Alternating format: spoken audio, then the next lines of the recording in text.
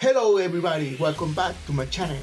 Gracias por estar allí, gracias por los comentarios, gracias por toda la gente que nos escribe a diario y recibimos todos sus comentarios para seguir creciendo. Quería decirles también que allá arriba en mi canal está disponible el video con el profesor, doctor en matemáticas puras, el profesor Miguel Vivas, un profesor de la UCLA que nos dio clase y que aprendimos muchísimo de él, y qué interesante conversación tuvimos acerca de las matemáticas, de la religión y de la política. Entonces espero que les guste este video, lo disfruten, lo compartan y le den like y se suscriban al canal, por supuesto. Para la próxima semana también tenemos un video interesante con el ingeniero Antonio Pérez, quien fue gerente general o gerente de producción en la empresa Lácteo Los Andes, en los tiempos de Lácteo Los Andes. Entonces, bueno, hablamos bastante con él y hablamos sobre el futuro del país, sobre la política y sobre la estrategia de ingeniería. Bueno, espero que les guste y se suscriban al canal. Nos vemos en el próximo video. Chao. Muy buenos días, sean todos bienvenidos a un capítulo más de su podcast favorito, el podcast de seguridad industrial. Gracias por acompañarme en esta aventura de conocer gente interesante, de averiguarle la vida a gente que aporta mucho a la sociedad y gente que son para nosotros un emblema y un ejemplo a seguir. Hoy estoy muy contento porque tengo un invitado súper especial. Se trata del profesor Miguel Vivas. El profesor Miguel Vivas es un profesor de matemática muy querido de nosotros, que fue un ejemplo de superación, digamos, de seguir su ejemplo de profesional, y es un profesor de matemática pura. Entonces vamos a conocer al profesor Miguel Vivas y que nos cuente un poquito de su historia, cómo llega a estudiar matemáticas puras. Profesor, bienvenido a nuestro podcast y gracias por aceptar nuestra invitación. Muchísimas gracias, Alejandro, por la invitación y por esas palabras de reconocimiento. Por aquí desde Ecuador, con el frío a unos 8 grados que estamos en la mañana. Muy contento por esta invitación y bueno, bienvenido. Vamos a conversar sobre lo que te parezca interesante conversar. Profesor, usted es licenciado en matemática, tiene una maestría en matemáticas puras, tiene un doctorado en matemáticas puras. Quisiera saber cómo se inclinó a estudiar matemáticas. Suele ser una carrera más rechazada por la juventud, por los jóvenes, pero usted se empeñó en eso y bueno, y es un gran profesional de la matemática. ¿Cuál fue el clic que lo llevó a estudiar matemáticas? Ya, perfecto. Bueno, la pregunta es interesante porque tiene que ver un poco con mi evolución como individuo, ¿no? Yo me describo como una persona inquieta, una persona que le gusta revisar, investigar, ver cosas, ¿no? Ver patrones. Pero inicialmente, como yo estaba en bachillerato, yo pensaba, ¿qué puedo estudiar, no? Tenía varios amigos con los que estudiamos. Yo estudié en el Liceo San Antonio Páez en Acarigua. Okay. Y bueno, yo pensé en ese momento, yo quiero ser militar, ¿no? Estaba de moda la milicia, okay. Quiero ser militar. Mi papá me acompaña a la EFOFAC en Caracas. Okay. Vamos a la EFOFAC a presentar el examen de admisión. ¿Del ejército o de la guardia? Yo, la escuela de formación de oficiales era para ser oficial okay. Creo que de la Guardia Nacional, me parece. Ok. Sí, la EFOFAC es de la guardia. De la guardia, ¿verdad? Sí. Bueno, me voy a Caracas, presento mi examen y afortunadamente no me admitieron, ¿no?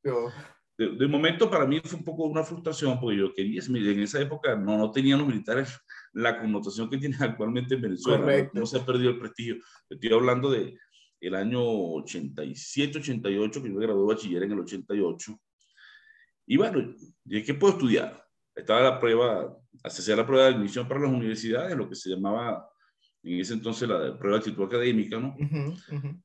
Yo tenía buenas notas, siempre fui un estudiante regularmente bueno, promedio de 16 puntos, 17 puntos sobre 20, que no es mala nota, no era un genio, no era excelente, pero tenía una buena nota. Y me gustaban las matemáticas, me iba bien en matemáticas. Y eso tiene que ver también porque yo tengo una formación en dos líneas, ¿no? Mi papá es profesor de matemáticas.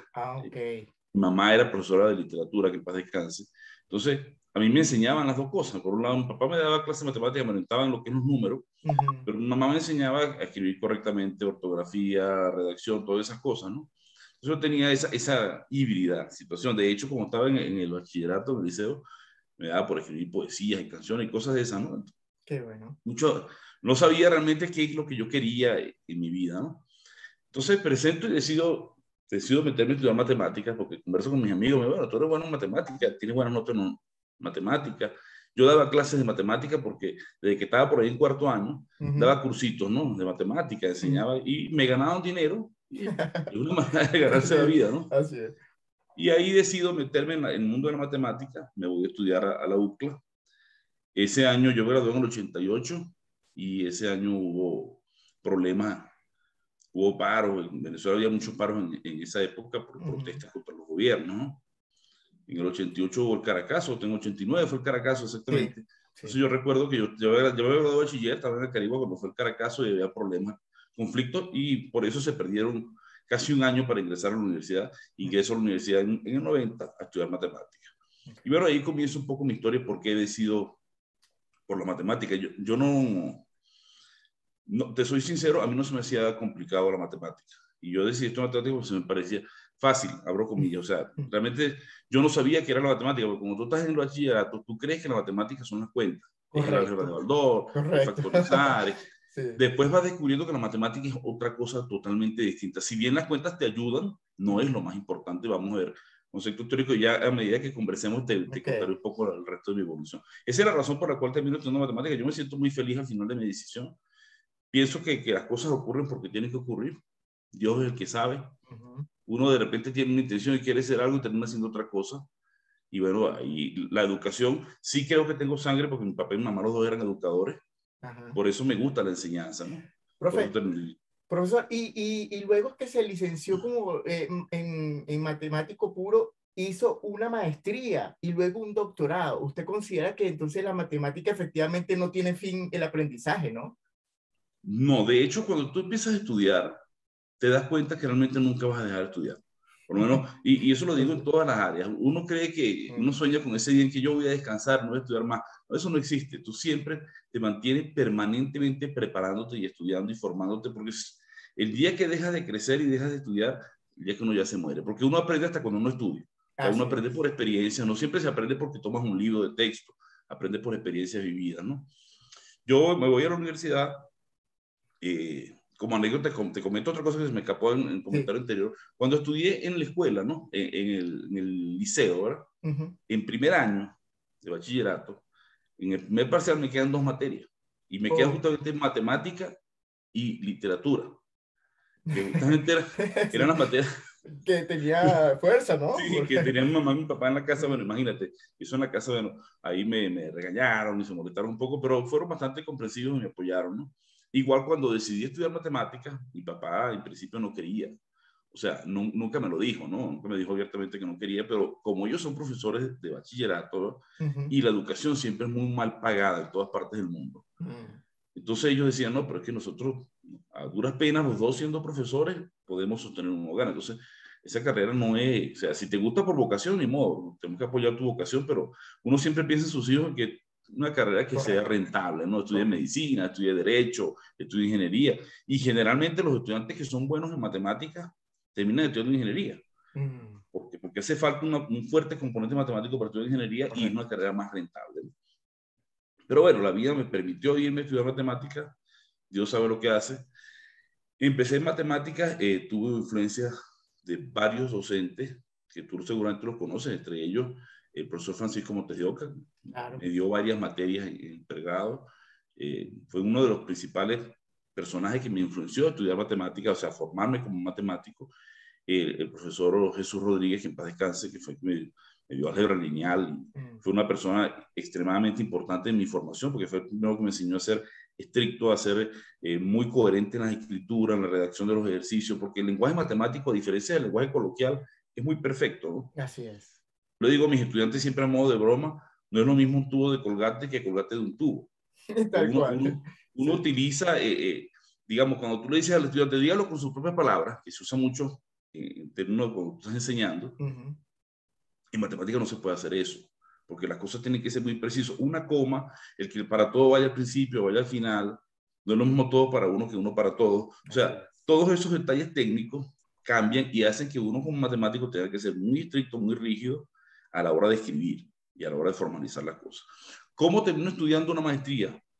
Que fue lo que me preguntaste. Ahí te aprovecho de contarte un poco de por qué he llegado a lo que he llegado, ¿no? Yo pienso que todas las cosas que pasan en la vida tienen una causa y una razón, ¿no? Yo termino mi carrera de pregrado e inmediatamente ya a uno siempre lo motivaba, mira, hay que seguir la maestría porque ya uno sabe que con el puro pregrado es más difícil conseguir trabajo. A mí me fue bien en mi pregrado, yo me gradué como número 1 en mi promoción, tuve un buen promedio, no llegué a ser cum laude, me gradué con 15,8 de promedio, pero en matemáticas era bastante bueno, porque realmente nosotros para sacar 10 puntos había que sudar, ¿no? Claro. Y bueno, tuve la oportunidad de estar el profesor Nicolás Arias, que en paz descanse, de jefe de departamento. Él me había dado variable compleja en el último semestre. Y él me dice, bueno, yo te voy a ofrecer un contrato como generación de relevo, se llamaba en esa época. Okay. Se formaban a los jóvenes que tenían buen promedio, buenas notas, para que fuesen relevando a los profesores que iban por jubilarse en un área, ¿no? En particular, en variable compleja, que es la materia donde yo me destaqué, el profesor que daba la materia, que era el profesor Nicolás, ya le quedaban un par de años para jubilarse. Okay. Entonces, él me dio la materia, me dijo, tú saliste muy bien, yo te veo bastante potencial, te vamos a contratar para que te formes en esta área. Y había lo que yo llamo un plan de carrera, que es algo que yo valoro mucho de la UCLA, que tenía a sus profesores un plan de carrera. O sea, tú no entrabas a trabajar y después haga lo que le dé la gana, estudie lo que le provoque, sino que la universidad tenía unas necesidades. Correcto. Y decía, bueno, si yo tengo unas debilidades en esta área, yo necesito un algebrista, necesito un topólogo, necesito un geómetra, entonces vamos a contratar a alguien que esté dispuesto a formarse en esa área. Bueno, porque yo creo mucho en la libertad, o sea, sí, es verdad, sí. Tú puedes estudiar lo que tú quieras, pero si tú tienes una empresa, por ejemplo, y tienes una empresa, por ejemplo, de automóviles, y tienes un experto en frenos, un experto en qué sé yo, en tren delantero, pero te necesitas un experto en motores o inyectores, tú contratas a alguien experto en el área, y si no es experto, que se decida a formar en esa área. Tal cual. Entonces me meto a estudiar la maestría, yo empiezo a trabajar en maestría, bueno, me fui en mis primeras materias, y es como la maestría dura 2 años, los 2 años terminé mi escolaridad, me tocaba hacer la tesis, ¿no?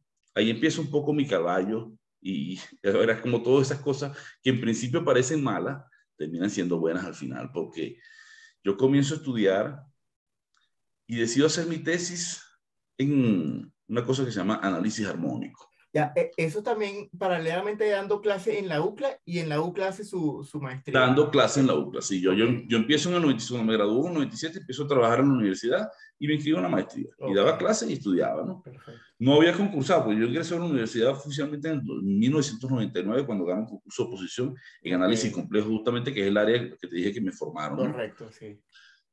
Entonces, yo me pongo a hacer, había concursado ya tenía trabajo estable, ya terminé la escolaridad, todo lo que es las materias, y siempre al final todo el mundo dice el síndrome TMT, todo menos tesis, es decir, la gente al final aprueba sus materias y su escolaridad, pero les cuesta mucho hacer el trabajo de grado. Correcto. Ahí es donde está la dificultad, ¿no?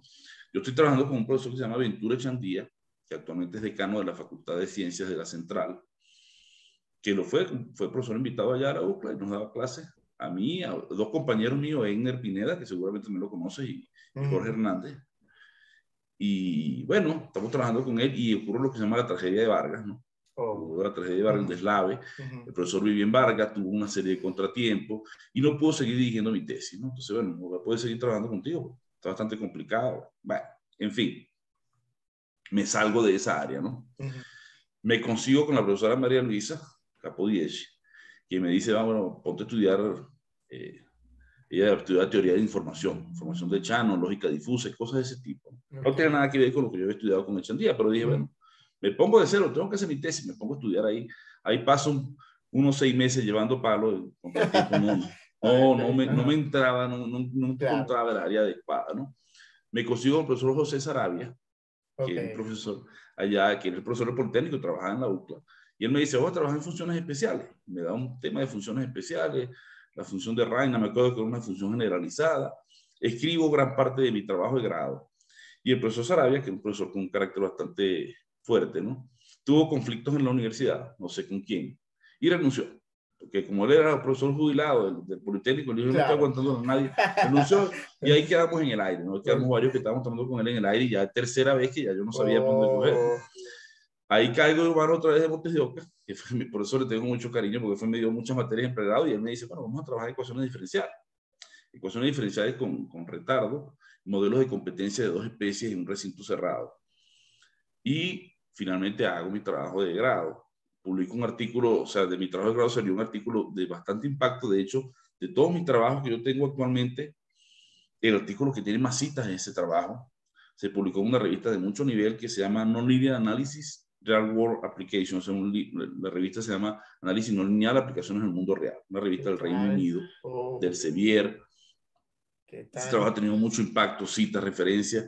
Y bueno, ahí terminé yo mi maestría y felizmente dije, bueno, terminé, porque con eso pude ascender de categoría, estaba ya como Perfecto. profesor agregado.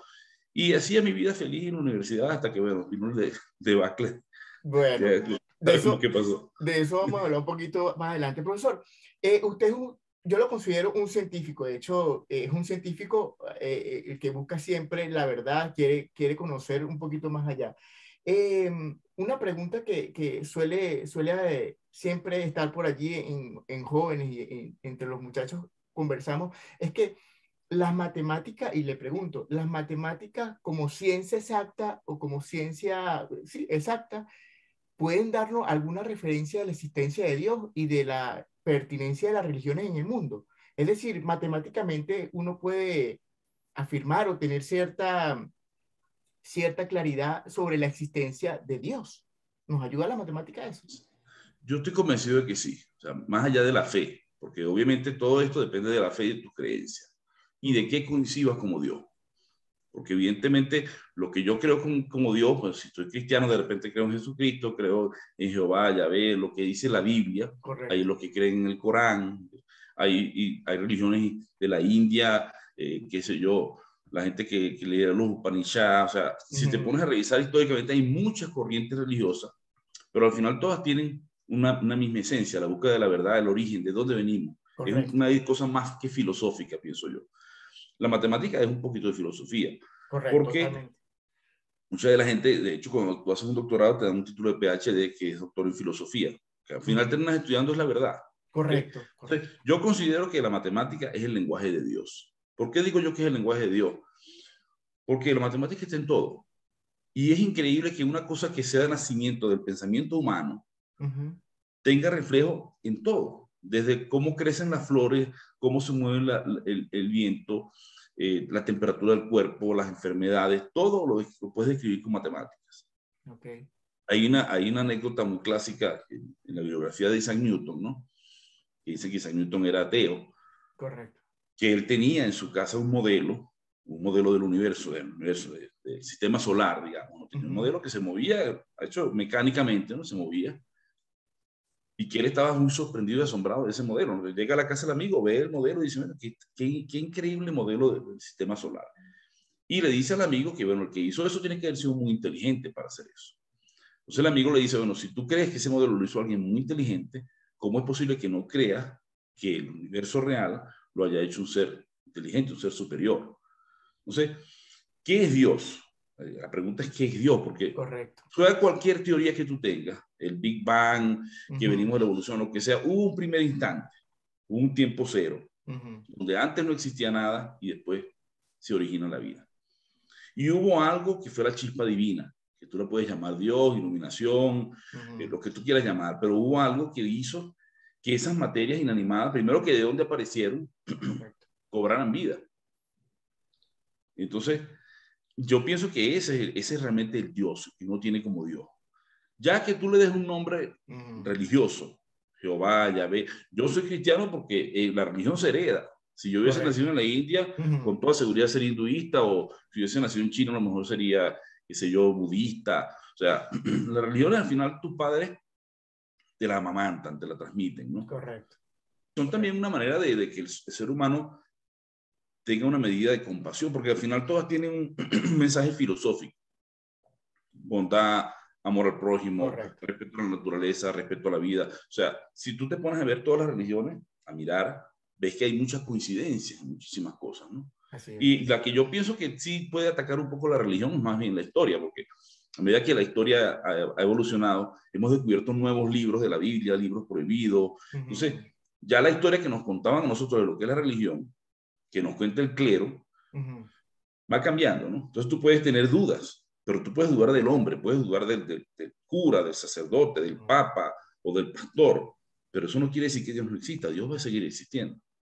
Okay. Oye, qué interesante. Y esto nos da alguna claridad porque ciertamente, como usted dice, alguien tuvo que haber creado algo o todo lo que tenemos alrededor. Qué interesante que la matemática de alguna manera nos lleven a eso. Profesor, yo hablando con algunos compañeros de aquellos años y le dije, mira, voy a entrevistar al profesor Miguel Vivas y muchos se emocionaron y me mandaron algunas preguntas para hacerle, Está entre eso bien. esta. Hablábamos sobre, recordábamos aquellos tiempos y hablábamos sobre qué complicado era para nosotros las demostraciones de los axiomas y de los teoremas. De hecho, recuerdo una anécdota de una exalumna suya, que por cierto le mando un saludo, Rosalind. Ella casi que iba a perder, seguro usted no se acuerda de ella, pero ella me contaba que casi iba a perder el semestre por una demostración.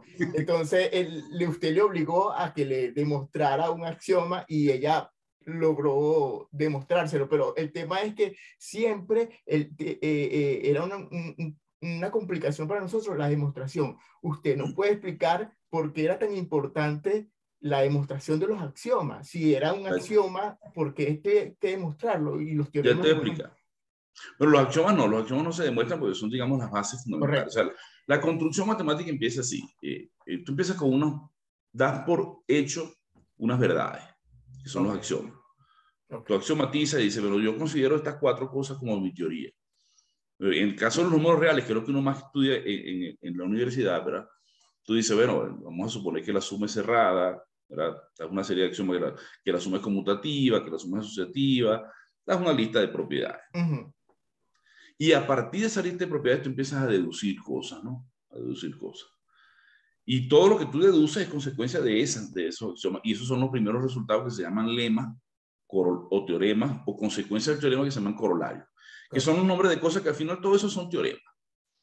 ¿Por qué es fundamental? Primero porque tú tienes que tener una teoría clara, como dice mi amiga Yuranci. O sea, la teoría te define todo.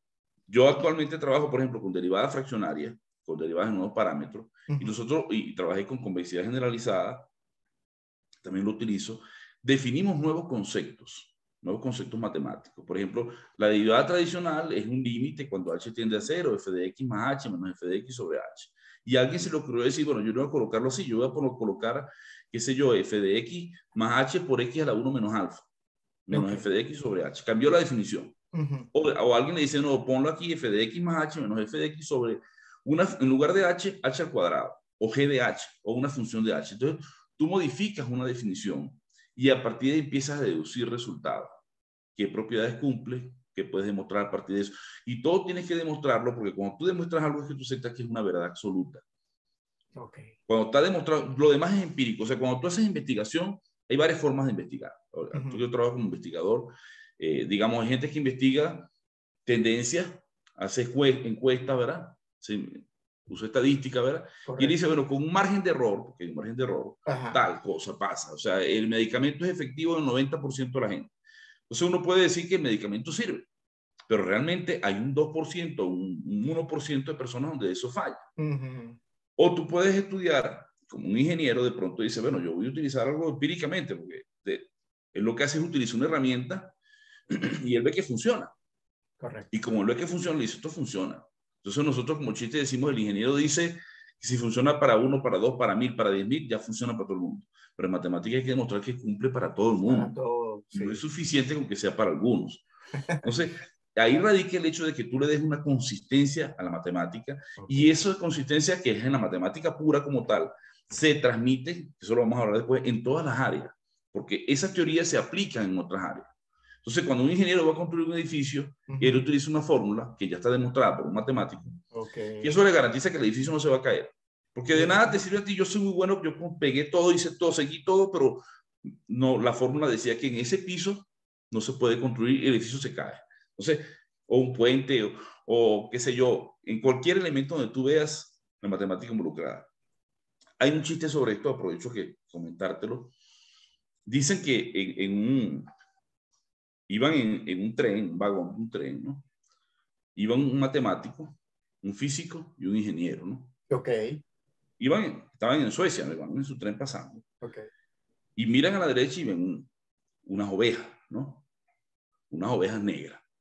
Entonces el ingeniero le dice, mira, te das cuenta que aquí en Suecia las ovejas son negras. Pues. Ah, sí, chévere. Entonces, el físico le dice, no, estás equivocado. Lo que podemos decir es que existe un conjunto de ovejas negras en Suecia. Ese que tú estás viendo. Ah, perfecto. Y el matemático le replica, le dice, no, no, ustedes dos están equivocados. Podemos afirmar que existe un conjunto de ovejas que tienen un lado negro a través de este cristal que tú estás viendo. Entonces, eso te dice cómo la percepción que tiene cada profesión Claro. de los hechos. De repente, el ingeniero utiliza la herramienta y él no se preocupa por qué la herramienta es Sí, así. sino Dice, que bueno, la es así utiliza a porque su beneficio. y funciona. Entonces, yo no voy a mortificar la vida. Y te pasa cuando tú le das clase a alguien, no, profesor, pero si la fórmula dice, ¿para qué me voy a preocupar yo por esa fórmula? Si ya la fórmula dice que es Correcto, así. correcto. Pero si tú no enseñas a sustentar eso, puede ser que las cosas no funcionen. Claro, tú me dices, si eso ya está probado, ¿para qué lo voy a hacer de nuevo? Porque el objetivo de la demostración, por lo general, es desarrollar la capacidad de análisis de la persona, la Ok, capacidad creativa, la capacidad de reconstruir cosas que ya estén hechas. Porque muchas cosas que tú haces cuando estudias, salvo cuando tú estudias doctorado, que tienes que publicar un artículo original, de resto, tú haces cosas que ya están en los libros, que ya correcto. fueron hechas por otros, que están descubiertas, que están sustentadas y que están ahí. Pero tú tienes que volver a hacerlas porque tú tienes que aprender el proceso cognitivo que llevó a esa persona a ese resultado. Porque Pues, ese proceso te va a permitir adaptarlo a otra realidad y después correcto. hacer nuevos descubrimientos. Pero si tú nunca te preocupaste por pensar cómo lo hacían, Ujú. imposible que se te ocurran nuevas ideas, ¿no? O sea, Eh, esa es la razón por la cual uno pelea con los alumnos y le cuesta, pero es que decírselo a los muchachos cuando está joven es difícil, porque tú le dices a tu hijo que se claro, aprenda la tabla y él te va a claro, decir, ¿para qué, papá, si yo tengo una calculadora?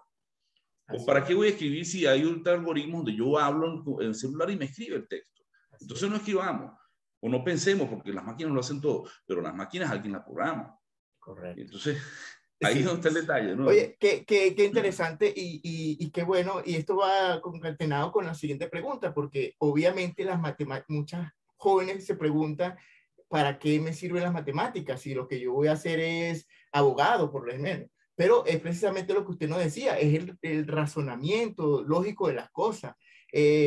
¿Nos puede profundizar un poquito más cómo le sirve la matemática a un abogado, por lo menos, o un médico? Sí, sí, la matemática está inmerso en todo. Por eso te decía que era el lenguaje de Dios, ¿no? Ujú. Por ejemplo, los abogados tienen que usar lógica para razonar a la hora de tú ir a un juicio y tú haces un razonamiento lógico y le dices, bueno, la persona no pudo ser la asesina porque si yo supongo que estuvo a tal hora en tal lugar, pero resulta que estaba en otro lado, Ujú. entonces no es culpable. Tú estás razonando por un método de reducción al absurdo. Claro, a lo mejor tú no lo sabes. A lo mejor no sabes que teóricamente tienes que tener unas premisas, entonces tienes que tener unas proposiciones. Los abogados ven cursos de lógica. Los ingenieros, ni se diga, los ingenieros donde más se ve el uso de la matemática, pero tú te ves en biología, hoy día se utiliza mucho, en los modelos ecológicos que estudio yo son útiles, pero lo que son cómo tú vas a distribuir las medicinas, qué dosis le vas a poner al Correcto. paciente, y si quieres crear cosas nuevas todavía, aún más, ahorita está de moda el Big Data, ¿no?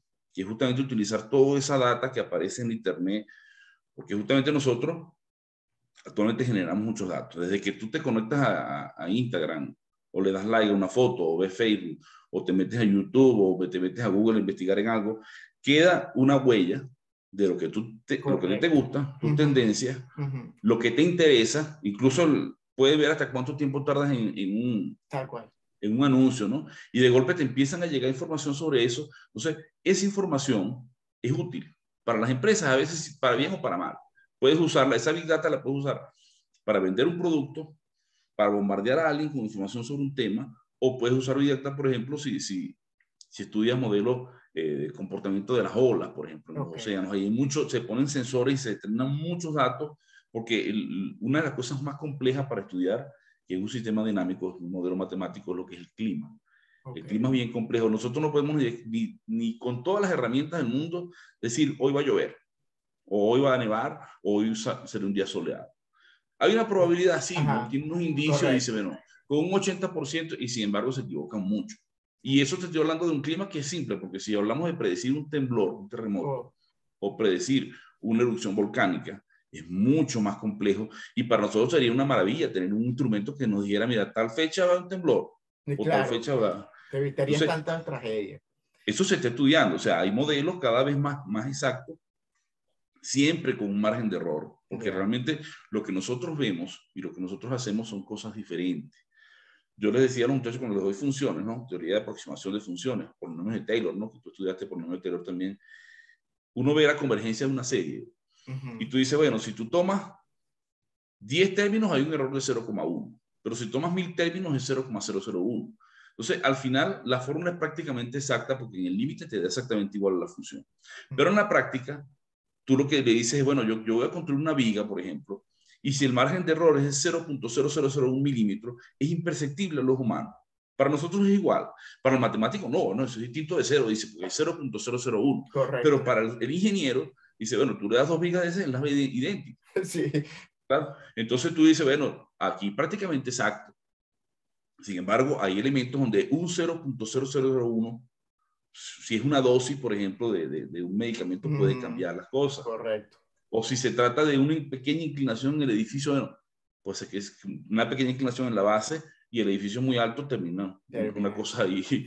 Tipo Torre de Pisa, ¿no? Oye, qué interesante, profesor. Este podcast se nos va a quedar, pero cortico por el tema tan amplio. Profesor, quisiera que me hablara un poquito sobre un proyecto que tiene como unas investigaciones con países distintos como Pakistán, China, Argentina, un proceso de investigación. Cuéntenos, ¿qué es eso? ¿Qué están Ya te haciendo? cuento. Okay. Bueno, ¿cómo llegué yo a la investigación? Porque yo hago mi doctorado en 2014. Yo me gradué, doctor, yo siento que viejo, ¿no? Porque yo me gradué de máster en 2001, 2002.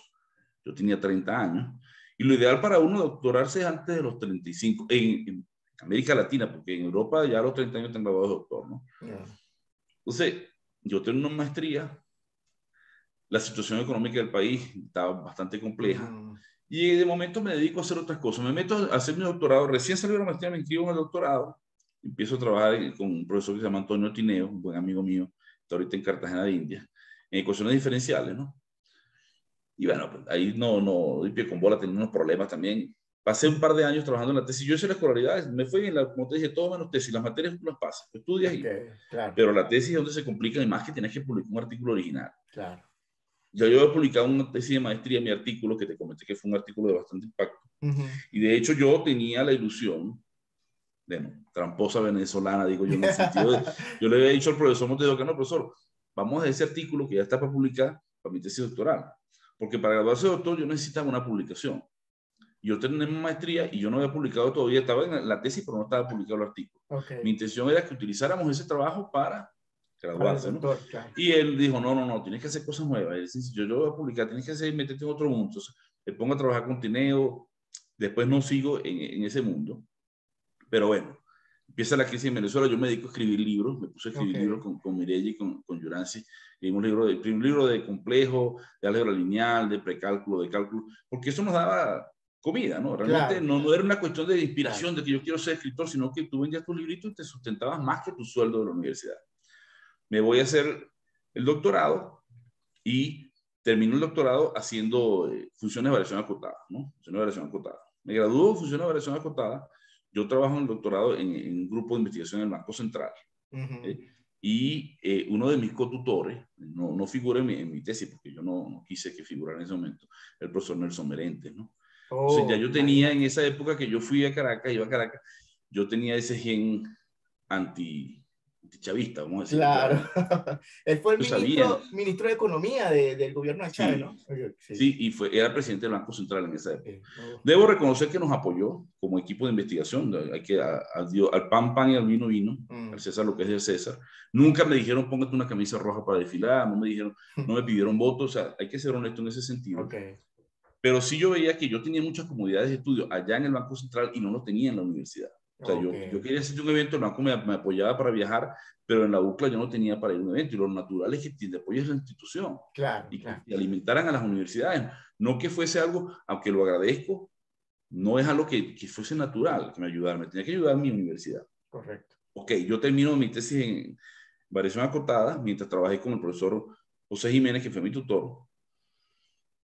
Hacemos unos trabajos, entonces yo me gradúo y yo me desvinculo del grupo de investigación del banco porque yo no quería aparecer en los trabajos. No, la verdad, yo sé cómo es la cosa y a la larga la historia te juzgará, ¿no? Termino estudiando, me cambio de área, de variación acotada, me cambio a convexidad generalizada y después a derivadas fraccionarias, ¿no? Y gracias a estas cosas que uno llama ahorita ResearchGate, que es una red social para Uh investigadores. -huh. He podido contactar con gente de India, Pakistán, de Italia, de profesores de Alemania, de Argentina, todo ese grupo de gente que trabaja conmigo actualmente, con derivada fraccionaria y convexidad. Y ahí empieza a surgir lo que te dije antes, todas esas cosas que yo estudié que no sabía para qué me servían, me han ido ayudando. Okay. Que lo que yo estudié en ecuaciones diferenciales lo hago con derivada fraccionaria, lo que estudié en funciones especiales lo utilizo también. Todas esas cosas que yo dije que fueron fracasos, al final fueron cimientos para lo que estoy haciendo hoy día. Y trabajo con gente de India, Pakistán, siempre por ahí. Tenemos proyectos, tuve una tesis en Pakistán y actualmente produzco muchos artículos de investigación porque tengo un grupo muy grande y multidisciplinario que trabajan conmigo y que me apoyan, ¿no? O sea, que esto de la matemática pica y se extiende, o sea, no hay límite, o sea, No hay límite. me imagino que siempre están buscando y haciéndose preguntas. Profesor, quisiera que cambiáramos un poquito de tema y bueno, entiendo que está en Ecuador. Cuéntenos por qué está en Ecuador, cómo ve la situación política de nuestro país, cómo ve la perspectiva a futuro de nuestro país. Queríamos conocer su opinión acerca de la situación política de nuestro país. Entiendo que está en Ecuador y bueno, por razones de economía, me imagino, y de política, emigró. ¿Qué opina usted de la situación de nuestro país? Perfecto. Por eso la pregunta me da pie para comentarte un poco cómo llegué aquí a Ecuador, ¿no? Okay. Yo termino el doctorado en 2014, ¿no? Ya, gracias al apoyo que tuve de mis dos amigas, de Yurancy Eregu y Mireya Bracamonte, que la conoce, hicieron un libro conmigo y todo. Ella estaba haciendo un doctorado y me animaron mucho que me metiera a estudiar. Y ya con visión de salir del país, ¿no? Porque ya la crisis estaba fuerte. Yo tenía que hacer cola para comprar, tengo un hijo pequeño, ¿no? Mi esposa y un hijo pequeño, para comprar pañales, para comprar leche, para todo. Ya el dinero no alcanzaba para nada en ese momento. Y dije, yo tengo que salir. Me surge una cosa interesante, me surge en el interín, en ese proceso que ya yo había abandonado prácticamente la matemática, porque me dediqué a escribir libros y puse un programa de radio. Me saqué el certificado de locución, me gradué de locutor, monté un programa de radio. Y bueno, con el programita trataba de subsistir. Sin embargo, como no se vendía casi publicidad, porque lo que había se vendía por unicidad, porque había escasez, y lo que tú salías a buscar al mercado lo vendía, era difícil conseguir publicidad y tampoco te daba para sustentarte. El programa, pero no te daba para sobrevivir. Y que además cobrar en bolívares era prácticamente no cobrar nada, porque la inflación era tan elevada que lo que tú ganabas hoy mañana no valía nada, ¿no? Entonces, en el 2015, yo tengo mi canal de YouTube, un canal de YouTube de matemáticas. Me llega por medio de ese canal, alguien vio mi canal en Chile, le gustó mi clase, me mandaron una invitación para ir a la Universidad Arturo Prat, en Iquique, a dar una conferencia sobre matemáticas, sobre qué pensaba yo acerca de la matemática, un poco de la educación, cómo podíamos utilizar eso como herramienta para mejorar los índices académicos de deserción, repitencia, etc., ¿no? Me voy a Chile, a la Universidad Arturo Prat, eso fue 2015, porque abril de 2015. Ya estaba la crisis en Venezuela duro, 15. Sí, súper duro, ¿no? Ya afortunadamente tenía el pasaporte y ellos me pagaron todo desde Chile. Agradeceré siempre eso porque yo estuve en Chile una semana dando unos cursos, una conferencia. Yo regreso al país y lo que me pagaron en pesos chilenos, cuando yo los convertí a dólares, eran casi $3.000. Yo nunca he visto tanto dinero junto. O sea, yo ganaba $5 al mes. Imagínate tú. Y la gente me decía, no te vayas a la universidad, espera para que te jubiles, porque vas a perder tu jubilación. La jubilación era 6 centavos de dólar. Claro. Y lo que me pagarían como arreglo era nada. Entonces yo me dije, no, yo no puedo seguir. Si yo tengo potencial para competir a nivel internacional, buscar un buen trabajo en otra parte, no puedo seguir aquí. Tengo que buscar el camino. Entonces, en principio pensaba ir a Chile, justamente donde había ido invitado, pero como dice el chiste de Emilio Lovera, no es lo mismo turismo que inmigración. Tal cual, así es. Una cosa es que tú vayas invitado y te reciban, doctor, pasa adelante, todo el mundo te abre las puertas. Con todo pago. Otra cosa es que tú vayas a buscar trabajo. Correcto. Ahí la historia cambia. O sea, si yo voy a tu casa y tú me invitas y tú me recibes muy bien una semana de café, profesor, siéntese, tiene comida, todo, ¿no? Pero si yo voy con intenciones de habitar un cuarto de tu casa, que puede ser para tu hijo o para un familiar tuyo, tú dices, ya va, pues eso tampoco es así. Entonces ya cuando tú vas a buscar trabajo, vas como competencia. Y ya te empiezan a ver con más resistencia, ya te empiezan a poner frenos, cuesta mucho más ingresar. Entonces, bueno, no se pudo en Chile. Concursé en la Universidad de los Andes, en Colombia, ¿no? Mandé un papel por correo, y concursé en una universidad en Chile. Ninguna de las dos me dieron respuesta. concursé en la Universidad de Buenos Aires para un cargo. Ahí sí me fue bien, es decir, en la parte de credenciales aprobé, quedé bien, pero me decían, me llaman un viernes, venga ese lunes a presentar el examen presencial, ¿no? El examen de conocimiento. Yo pensé que me lo iban a hacer por vía teleconferencia, porque yo no podía pagar un pasaje y viajar y conseguir pasaje de un día para otro, imposible. Total que lo perdí. Pero las cosas no se dieron porque Dios sabe lo que hace, todo tiene su propósito. Te dije que ya te iba a comentar 2 anécdotas acerca que me llegara de Ecuador, que por eso creo en Dios, ¿no? Entre otras cosas, ¿no? Entonces, hay un compañero mío que se llama Juan Carlos Osorio, que él está aquí en Ecuador, trabajando en la ESPOL, en la Escuela Superior Politécnica del Litoral, y él va a Venezuela y me dice, Miguel, mira, ya hay un grupo hay un centro de investigación que se llama CIMASI, Centro de Investigación en Matemática Aplicada, Ciencia e Ingeniería, y bueno, tú tienes un perfil que nos gustaría que vayas allá a trabajar con nosotros. Yo te voy a conseguir un chance para que vayas allá. Él me hizo la segunda, yo mando mis papeles por correo, pasó un cierto tiempo, eso fue en abril, mayo, y en octubre me responden que sí me van a contratar como profesor invitado, ¿no? Que es una figura que me da cierta versatilidad, porque para llegar a Ecuador, tú necesitas tener tu título registrado en la CENESID, en la Secretaría Nacional de Ciencia y Tecnología, ¿no? Sí. No tenía el título registrado, que no había venido nunca a Ecuador, de hecho. Tenía mi título apostillado, sí, porque yo me había tomado la molestia de ir haciendo todos mis papeles, ¿no? Y bueno, me vengo para acá como invitado, ya va nada más con el título en la mano, ¿no? A hacer mi trámite, ¿no? Llego acá a Ecuador, pasan los días, yo voy tramitando, yo llegué con la plata que me dieron de Chile, yo no me la gasté, sino me traje ese es mi pasaje de salida, ¿no? Me vengo para acá, para Ecuador, primero me vine solo, después que traje a la familia, dije yo, si voy a pasar hambre o trabajo, paso trabajo solo, mientras yo veo cómo me estabilizo aquí.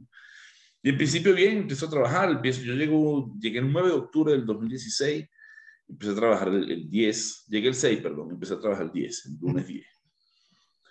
Voy a la universidad, todo bien, chévere, empieza la clase de ecuaciones diferenciales, me tocó el cálculo vectorial. Yo por ahí bien, tranquilo, trabajando, pero pasan los días y voy a averiguar por qué no cobro, ¿no? ¿Cuánto que me van a pagar? Porque me estaba metiendo plata a la caja, ¿no? Imagínese. Voy a preguntar, me dice, no, profesor, usted tiene que tener un RUC, me dice la señora que me atiende. Además, Joana Aguirre se llama, por cierto, muy buena gente, me atendió muy cariñosamente, me apoyó muchísimo en esos momentos de desesperación que yo tenía. No, el RUG es como el RIF, ¿no? O sea, ajá, no tengo. Ajá, okay. Voy allá, entonces, no, usted no tiene. Tiene que tener para sacar RIF. Usted me dice, bueno, traiga una cuenta bancaria. Una cuenta bancaria le podemos depositar. Perfecto. Voy al banco a abrir una cuenta. Me dice, no, pero usted para abrir cuenta necesita cédula. Usted no tiene cédula. Es el problema de los migrantes. Sí. Me voy a averiguar para sacar la cédula.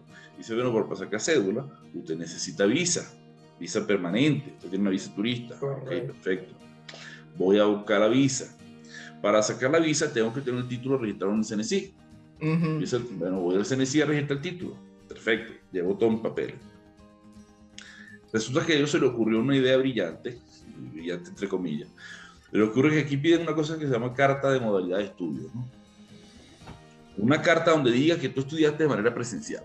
Y se la piden a todo el mundo, incluso un compañero mío, profesor que estaba conmigo haciendo esa misma diligencia, el profesor que se llama Bielma, Jorge Bielma. Él había estudiado en el 80, me dice, mira, el profesor mayor, tiene como 70 y pico de años, 71 años, tiene ahorita. Me dice, mire, como yo estudié, estaba era trucutru, no había ni computadora. Correcto. ¿Cómo más yo tengo una carta de modalidad de estudio? Yo estudié presencial. No, y el funcionario le decía, si no tiene la carta de modalidad de estudio, no puede registrar el título. Bueno, ahí se me complicó el ININ. Afortunadamente llamo a Caracas, a la central. Yo registré mi título de doctor primero, ¿no? Yo dije, empezar por el título más alto por si acaso se complica la cosa. Claro. Entonces, como el decano era Ventura Chandía, que fue el que te dije con el que trabajé, ¿verdad? Cosas de Dios, él era el decano de la Facultad de Ciencia. Yo lo llamo a él y le dije, profe, hágame el favor, escucha, necesito esta carta, porque para que la rectora firmara eso, la rectora era más política que, bueno, para conseguir eso era un lío, o sea, que se la pasaban en marchas y cosas, era difícil conseguirlo, ¿no? El profesor me hizo el favor de ir al consejo universitario y llevar la carta en mano para que me la firmara la rectora. Me la mandaron por DHL, por Zoom, no me acuerdo cómo me la mandaron por encomienda, ¿no? Y con eso pude registrar mi título. Una cuestión increíble porque el 28 de diciembre me dan a mí la visa y a partir del 1 de enero cambió la ley y ya no te daban visa profesional. No, o sea, gracias a Dios, sí. Gracias a eso. Pues. Pero hay otra historia que hubieron las anécdotas que te quería comentar, ¿no? Cuando yo estaba en Caracas registrando mis papeles, haciéndolo en el ministerio, lo que era la apostilla y todas esas cosas, ¿no? Nosotros hacemos el trámite, mi esposo y yo vamos hasta allá, hasta Caracas. Y cuando vamos en el camino, me dice mi esposa, a mí se me perdió el papelito para retirar eso. No sé, Oh. se me quedó en la casa, yo no sé. Se quedó en la casa, estamos fritos, le digo, no nos van a dar nada. Pero vamos a hacer la cola. Dije, ¿qué pasa, no? Cuando yo entro a la cola y paso, me recibe un muchacho, me dice, hola, profe, ¿cómo estás? Te me dio clase en la UCLA.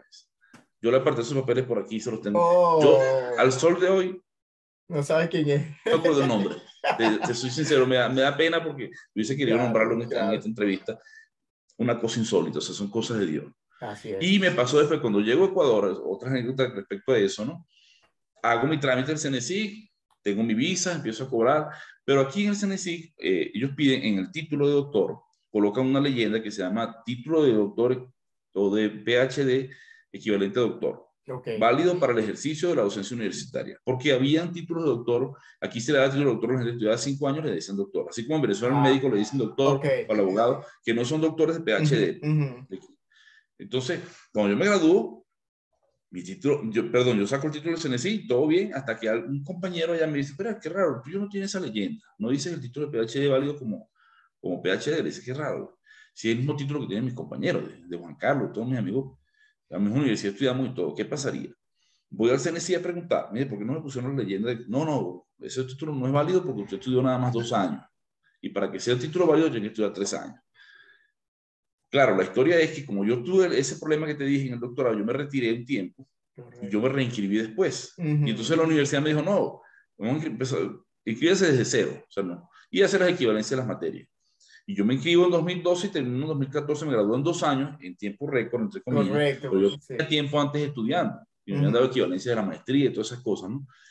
Yo hablo con la gente y digo, mira, no puede ser que me vayan a castigar por terminar en menos tiempo. Claro. O sea, el espíritu de la ley, lo que tenía el programa del CNESIC es que si el programa que tú te estás graduando es un programa, entre comillas, pirata o de menos nivel, o que es un programa corto, o lo que llaman un doctorado express, gente que se gradúa rapidito, ¿va? Pero no tiene nivel del título de PhD, pero es el programa dura 5 años, si tú lo terminaste antes no te pueden castigar, es como que tú digas, claro. Tú estudias en la UCLA una carrera de ingeniería y te gradúas en 3 años. Ya eres licenciado claro, ingeniero igualito. No te voy a decir, no, usted ahorita es técnico superior, porque usted hizo lo que tarda. Claro, no, locura. Me gradué antes, ¿verdad? Claro. Pero se empeñaban que no. Yo dije, estoy frito. Pues yo veía la cosa, yo veía el panorama negro, se me estaba complicando el living. No había traído a mi familia aquí a Ecuador. Y va el presidente de la CNESIC a la SPOL, donde yo estaba trabajando en la SPOL, a dar una charla. Yo dije, yo voy a hablar con este señor. Espera que termine la charla y hablo con él. El hombre dio la charla y cuando bajó del auditorio, yo lo detuve y le dije, profesor, me quiero hablar con usted un momentico. Mi situación es esta y tengo esta situación. Él me dice, bueno, yo no te puedo ayudar. Yo te voy a dar el número de mi asistente. Llámala a ver qué puedo hacer por ti. ¿Qué tal? El número del asistente. Cuando yo llamo al asistente, resulta que el asistente había sido alumna mía también en la UCLA. ¿Qué? Oh my God. No. Eso son cosas que. No es coincidencia, eso es algo. Sí. No. Claro, no son casualidades, ¿no? Sí. Se llama María Ángela Pinto, se llama así. Y bueno, ella me dijo, profesor, mándeme que ya sabía de la universidad, donde había estudiado yo, mándeme las equivalencias, mándeme los papeles del programa de la carrera, y eso el comité revisa y ve que esto duró 5 años y le validan eso. Y al día siguiente me pusieron mi leyendita ahí, porque si no podía concursar nada, ¿no? Bueno. Entonces, esas son las cosas que yo digo de Dios, que pasan, que no son casualidades, que creas tú o no en Dios. Si tú de golpe tienes un accidente y se matan todos, tú saliste ileso, algo pasó. O sea, no. Sí. Ahora, volviendo a lo que me preguntaste acerca de la política, de cómo veo las cosas aquí. Ecuador es un país interesante, ¿no? Un país interesante. Yo estoy aquí en Ecuador en gran parte por la oportunidad, porque tampoco voy a decir que si hubiese conseguido Colombia, hubiese ido a Colombia o a Chile. Pero también es un país atractivo por el dólar, ¿no? Porque tiene una economía dolarizada y eso le da un cierto grado de estabilidad. Es un país con algunos problemas económicos naturales. Casi yo no hablo de política en Ecuador porque soy extranjero, no me gusta meterme en política, porque siempre trae estos problemas. Pero son problemas de los que se pueden criticar, que la gente no sabe lo que tiene hasta que lo pierde, ¿no? Bueno, nosotros también criticamos la Cuarta República, criticamos a los Deco Copellano. Así es. Pero podíamos criticarlo, teníamos la libertad de decir las cosas. Así es. No la teníamos. Entonces, bueno, aquí en Ecuador hubo un gobierno de Rafael Correa, un gobierno de izquierda. Sin embargo, Correa, cuando yo llego aquí en 2016, todavía Correa gobernaba. En 2017 él se va. yo pienso, por lo que yo percibí del país, está bastante bien a pesar del correísmo. O sea, no sé desde el punto de vista político, pero por lo menos económicamente estaba bastante bien. Quizás hay otros factores, porque con Hugo Chávez también hubo momentos que Venezuela estaba bien. Porque si el petróleo está a $100 y pico, si tú eres rico, piensas que hay dinero, pero no te das cuenta que estás destruyendo el país. Pasó en Venezuela que tú importabas, todo lo traías importado y quebrabas las empresas nacionales porque el petróleo te daba para eso. Hasta que el petróleo bajó y llegó el caos que llegó. No, nunca se sembró el petróleo, lo que decía Urras Piedra. Nunca se invirtió.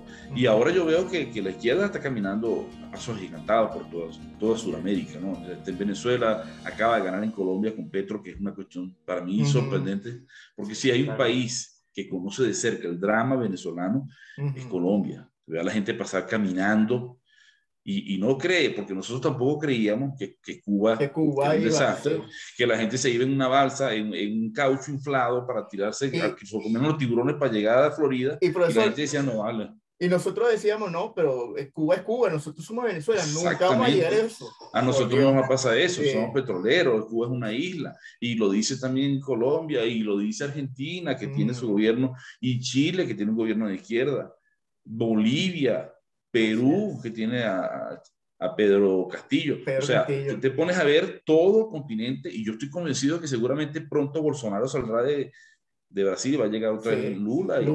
Y aquí nos esquivamos una bala, porque el año pasado, elecciones, bueno, primero, cuando se va a Correa viene Lenín Moreno, que era su sucesor, digamos, porque era el vicepresidente del gobierno. Sin embargo, él, dicen los correístas, lo traiciona. Dio un viraje, digámoslo así, yo no lo voy a titular como traición, pero dio un viraje y sacó un poco el correísmo y frenó un poco el correísmo, ¿no? Después ahorita gana Guillermo Lasso y en primera vuelta pierde con Arauz, que es el correísmo, y bueno, ahí llega el gobierno, ¿no? Entonces, hay, por supuesto en el país hay problemas. Hay problemas primero porque venimos de una pandemia, ha habido crisis, hay problemas de la guerra entre Ucrania y Rusia, ha hecho que los precios de los combustibles suban, o sea, hay una serie de razones para criticar a los gobiernos y en todos los gobiernos se pueden criticar y en todos los gobiernos hay gente buena y gente mala y hay ladrones y hay corruptos porque tiene que ver con la cultura más que con la persona que está en el momento. Sin embargo, yo percibo que todavía hay esperanza y que las cosas aquí no están tan graves y el dólar te sostiene un poco la economía. Aquí la inflación es de 3%, 2,5%, que es realmente una inflación baja. Cuando uno ha vivido hiperinflación, uno sabe lo que es inflación. Claro, obviamente. Que nosotros teníamos inflación con la Cuarta República de 10, 15, 20, hasta el 30%, que era muy elevada, y uno dice, esto es un desastre, pero cuando tú vives una inflación de 1.000.000% y le metes 15 ceros a una moneda y le borras 15 ceros a la moneda, ahí tú descubres lo que es una verdadera inflación. Así es. Yo no confío no creo mucho en la izquierda, no soy amante de la política, tampoco es que la derecha sea la panacea, pero bueno, ojalá que llegue y tenga la sapiencia de gobernar y que lo deje a uno trabajar, porque al final y al cabo tú lo que haces es trabajar. A mí me duele que en Venezuela yo pasé 22 años, me vine me faltaban 3 años para jubilarme y bueno, prácticamente perdí todo ese tiempo, o sea, no tengo ni jubilación, no tuve arreglo, no tengo extranjero, es un poco más complejo, ¿no? Profesor, hagamos un ejercicio que supongamos que en Venezuela cae el gobierno, hay otras expectativas, todos los venezolanos vuelven al país, que es lo que ojalá se cumpla ese deseo de muchos de volver y reconstruir el país. ¿Qué cree usted que podemos hacer con las universidades? ¿Cómo empezaría usted? Supongamos que usted tuviese en sus manos el reconstruir el país y las universidades sobre todo. ¿Qué cree usted que debemos cambiar inmediatamente? ¿Y cómo se reconstruye una universidad como la UCLA, que fue emblemática y que vuelva a ser la UCLA de antes? Mira, yo te soy sincero, yo soy un poco pesimista en ese sentido. ¿Por qué soy pesimista? Por varias razones. Primero que nada, el camino ideal sería repatriar a todos los cerebros que se han ido del país. No solamente de la universidad, médicos, ingenieros, todo el que se ha ido, mano de obra calificada, repatriarlo. Pero eso es un proceso muy complejo. Cada año se hace más difícil. Porque tú te vas y tus hijos crecen en otro país, con una cultura distinta, con sus amistades ahí. Y después de desarraigarlos a ellos es difícil. Sí. Venezuela lo vivimos con mucha gente que llegó de la guerra civil española, italianos, portugueses, colonias que viven en Venezuela, que pensaron que volverían y nunca volvieron. Correcto. volvieron sus nietos. Después, cuando la crisis en Venezuela se agravó, que empezó la gente a buscar sus nacionalidades de su abuelo, de su bisabuelo, Sí. para emigrar. Pero mucha gente murió en Venezuela, de los que emigraron murieron en Venezuela. Es difícil. Yo pienso que sí se puede, pero va a tardar años, porque el mayor daño que se le hizo al país no es ni siquiera económico, porque las infraestructuras, la universidad no son las paredes, no son que esté dañada, que haya monte, que se dañó la biblioteca, o sea, eso se reconstruye. El problema es la gente. El problema es cuánto tardas tú en formar una planta profesoral bien calificada. Nosotros teníamos en la UCLA, cuando yo me vine, teníamos ya 15 doctores en matemáticas y teníamos un doctorado en matemáticas. Inédito, el único en la región centro-occidental. Yo ahorita tuve la oportunidad de dirigir una tesis de un compañero que se llama Carlos García, seguramente no lo conociste. Él se doctoró ya en la UCLA. Y el doctorado sigue funcionando gracias a Nectalí Romero. Él lo sostiene de una manera u otra. Él busca las clases online, o sea, él buscó la manera de que eso se sostuviera, pero es difícil de sostenerlo. Y el que se quiere graduar, es graduarse para agarrar la maleta e irse. O sea, los que se están quedando, los que están terminando las carreras, los que están empezando y los en medio ya están en un limbo que no hayan que hacer, ¿no? Claro. Pero reconstruir el país es difícil por eso, porque el material humano que se fue es difícil de volver a tenerlo. Necesitamos, si tenemos 20 años de revolución, desde el 98 que llegó Chávez, 97, 98, imagínate tú, 24 años de revolución. 24 se necesitan años por lo más. menos 24 años más para volver donde estábamos antes, ni siquiera mejor, para volver donde estábamos en el 98. Entonces, ¿qué es posible? Que haya un boom petrolero, otra guerra, que el petróleo llegue a $150, 200, no sé, y Venezuela tenga la oportunidad de sacar ese petróleo que lo tiene, porque las refinerías están destruidas, está destruida la perforadora, las petroleras las acabaron, porque lo que pasó con PDVSA cuando el paro petrolero, que votaron a toda la nómina mayor, fue el principio del fin. En ese momento no se daba uno cuenta. Y a esa gente le hicieron un favor, pues esa gente se fue a trabajar a otras empresas petroleras en otros países, a ganar bien en dólares. Y la petrolera se destruyó, ¿no? Entonces, si hay un boom y llega dinero suficiente, puedes reconstruir infraestructura, pero tendrías que invertir y empezar a traer gente. O hacer lo que ha hecho estos gobiernos, lo que hizo Ecuador y lo que está haciendo esta República Dominicana. Fue un programa que aquí se llamó Programa Prometeo, viejos sabios, ¿no? Amadeo y Prometeo eran los dos programas. Traía gente o jubilada o gente formada del exterior que fueran doctores ya, le pagabas un sueldo muy bueno y lo traías a formar gente aquí. Oh, mira. En Venezuela lo hizo, porque en los 80, yo empecé en la universidad a estudiar en el 90, pero yo recuerdo que me comentan mis compañeros que en los 80 ya habían profesores alemanes, profesores ingleses, allá en la UCLA. Claro, en los 80 el dólar a 4.30 era una moneda muy valiosa. Claro. Pero uno Jorge Sáenz, que tú lo conociste, Jorge Sáenz era peruano.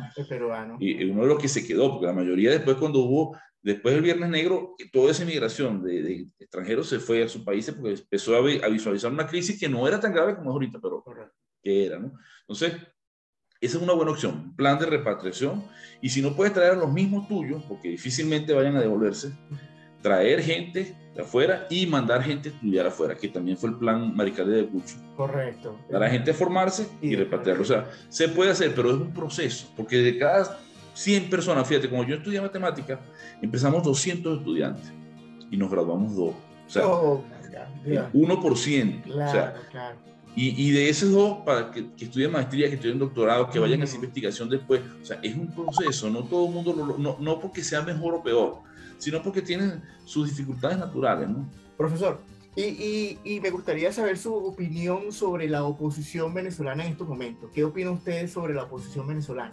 Porque yo creo que el problema no es el gobierno, sino también la oposición que...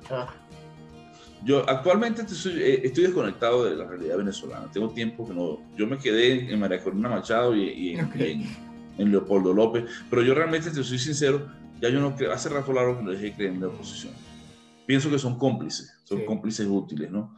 Eso de que Leopoldo está preso, que Leopoldo... ¿Que dónde está Leopoldo? Después la mujer sale embarazada de Leopoldo y sale Leopoldo musculoso. O sea, ahí algo raro pasó, ¿no? O sea, la izquierda es muy, muy traicionera. De lo que nos pasó a nosotros cuando hubo gente que creyó en Arias Cárdenas, imagínate tú. Correcto, en Arias Cárdenas. Y fueron tan inteligentes de poner como opositor a alguien de ellos mismos. O sea, ellos acabaron con la oposición de esa manera. Ellos deciden quién es su contendor. Sí. Ellos ponen al que se va a poner ahí de adorno para las elecciones, para dar un tinte democrático a la cosa, pero que uno sabe que al fondo es parte de lo mismo. Entonces yo creo que toda esta oposición que tenemos actualmente es parte de lo mismo. Ledesma, que está en España, todos ellos viven felices afuera. Sí. Y peor, los opositores modernos, como Luis Ortega, como ¿cómo se llama? El que era presidente de PDVSA. No recuerdo. Bueno, se me fue el que decía Ramírez, exactamente. Sí. Que de golpe se hacen opositores para salirse con la suya porque robaron bastante y ahora son héroes de la oposición. Profesor, ¿usted cree entonces que la solución de nuestro país es vía electoral? No sé, yo creo que no. Yo te soy sincero, te digo, soy pesimista. Yo veo a Venezuela y miro a Cuba. Cuba está desde el 58. Okay. Y el problema no fue, se murió Fidel, siguió Raúl. Se fue Raúl, está Díaz-Canel. Y Venezuela va por el mismo camino. Se murió Chávez, llegó Maduro, se irá Maduro y vendrá otro. Es muy difícil para un pueblo con votos sacar a gente cuando ellos descubrieron que el que gana las elecciones no es el que vota, sino el que cuenta los votos. Así es. Entonces ellos van a seguir haciendo elecciones y van a seguir ganando. Y la única forma de sacar un gobierno de eso es por la fuerza. Y no tenemos la fuerza porque los militares son parte y cómplices del problema. Entonces, yo lo veo bien difícil. Ojalá que no, que esté equivocado yo, que mañana haya un cambio, que Venezuela se dolarice porque está dolarizada. Correcto. Dolarizado para el tonto, porque el sueldo sigue siendo en bolívares. O sea, lo que está haciendo de Venezuela es convertir a Venezuela en un país de buhoneros, donde lo que vale la pena es comprar y vender, pero donde estudiar no vale la pena. Así es. Porque ser profesional para ganarte 3 lochas en bolívares, mejor se comprar y vender, compro, vendo, y la gente de Colombia comprar Cúcuta y vender. Estamos convirtiendo el país en eso. Profesor, ya nos quedan pocos minutos y le agradezco su tiempo, le agradezco todo lo que nos ha contado, que la verdad que este podcast ha quedado muy sustancioso, muy de aprender. ¿Qué mensaje usted le daría para ya ir cerrando nuestra conversación? ¿Qué mensaje le daría usted a ese venezolano, a ese muchacho venezolano de 17, 18 años que está terminando el bachillerato a duras penas, con una educación bien precaria y que, bueno, está allá en el país y no sabe qué hacer? ¿Qué le podría usted decir a ese muchacho, a ese joven venezolano, sobre todo que está allí inmerso en esa crisis y todo ese desastre que hay? Mira, yo le diría, primero que tenga fe en sí mismo. Nosotros los venezolanos somos guerreros y yo creo que uno a veces habla de eso y dice que el venezolano es muy pedante. No. Uno no sabe lo que vale hasta que sale del país. Y yo tengo la oportunidad de tener muchos contactos con compañeros en varias partes del mundo. Tú te consigues venezolanos en Uruguay, en Colombia, en Canadá, en Australia, y todos exitosos. Y uno entiende por qué, porque el extranjero va a hacer el trabajo que el otro no está dispuesto a hacer y a sacrificarse lo que el otro no está dispuesto a sacrificarse. O sea, muchachos jóvenes, miren, póngale ganas. Venezuela todavía es un gran país, y el país no lo construye nada más la infraestructura, los políticos, no es lo mismo país que gobierno. O sea, el territorio venezolano, las maravillas de Venezuela y la gente venezolana es única. Es fuerte, sí, pero tienen que buscar maneras de seguir luchando, que no se rindan, que tengan fe, que sigan luchando, que se preparen, que estudien. Porque cuando tú emigras te das cuenta que tú te llevas yo me traje una maletica, pero lo que traes aquí en la cabeza te lo llevas cuando te vayas hasta el día que te mueras. Entonces, si tú tienes fortuna, porque tienes un terreno, yo tenía casa, tengo 2 casas en Venezuela, y eso se quedó allá. Entonces, lo que realmente te puedes llevar contigo cuando tú vayas es lo que llevas en la cabeza. Entonces hay que estudiar, invertir en formarse, en prepararse. No tienes que ser doctor, no. Lo importante es formarte en algo de lo que usted pueda valer. Un buen técnico, que sea buen ebanista, carpintero, electricista. Si puedes estudiar un programa de carrera universitario, mejor. Si puedes ser ingeniero, médico, si puedes un posgrado, mejor, y si puedes un doctorado, todavía mejor. Pero siempre formarte. Hoy día la educación ha evolucionado mucho y tú te puedes formar por internet, por YouTube. O sea, muchas veces no necesitas ni siquiera un título universitario, sino una certificación, un curso te permite, ¿no? Y ese es el consejo mío. Échenle ganas, estudien, tengan fe. Eso sí, prepárense. Oye, profesor, no esperaba menos de usted. La verdad que fue un honor tenerlo aquí en mi podcast, profesor. La verdad que siempre lo vimos como un ejemplo, como un profesor de referencia, un profesor empeñado en que aprendiéramos, que fuésemos justos, que hiciéramos las cosas bien. La verdad que el grupo que en ese tiempo estudiamos y que lo conocimos, que nos dio clases, siempre lo recordamos como uno de los mejores profesores que nos tocó y que nos formó en la vida y bueno, hasta ahora lo recordamos. Un verdadero honor conversar con ustedes. Gracias por todos sus consejos, gracias por seguir aportando y dejar en alto nuestro país allá en Ecuador, que sé que lo está haciendo súper bien. Y bueno, encantadísimo y espero que no sea el último podcast, que podamos seguir conversando de otros temas. Profesor, sí, un abrazo a la distancia y gracias por estar con nosotros, y a los compañeros que se suscriban a nuestro canal, que den su comentario y que nos vemos en el próximo podcast.